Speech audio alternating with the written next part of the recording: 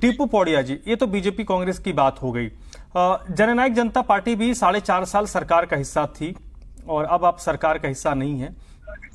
क्या जो फैसला आया है उसमें सरकार की तरफ से पैरवी ठीक से नहीं की गई, और अभी आपकी पार्टी का स्टैंड इस पर क्या है? क्योंकि बहुत ज्यादा क्लैरिटी मुझे समझ नहीं आ रहा तब से आदेश आया है।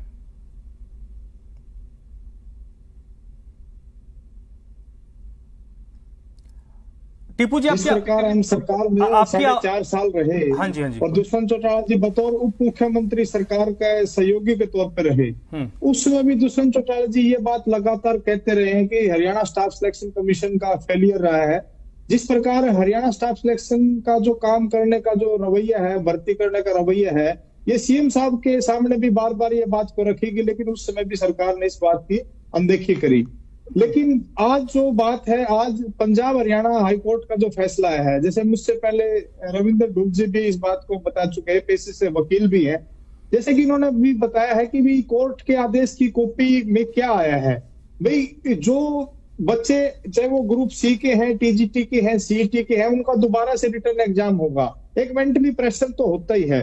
जैसे एक बीजेपी की प्रवक्ता की तरफ से ये कह देना भी किसी को भी कोई नौकरी का खतरा नहीं होगा, चलो माना कि नौकरी का खतरा भले ही ना हो किसी पॉइंट पे, लेकिन दोबारा से एग्जाम देना और एक डर बना लेना भी, ऐसी स्थिति, ऐसी नौबत आई क्यों? अभी पंजाब हरियाणा हाई कोर्ट ने ये कायदे से ये बात माननी है, ये बात साबित हुई है कि उसमें अनियमितताएं पाई गई है, कानूनों का उल्लंघन पाया गया है। तो ऐसी पॉलिसी हमने बनाई क्यों हमने पॉलिसी बनाते वक्त इस बात का ध्यान नहीं दिया कि इसको चैलेंज ये हो सकती है।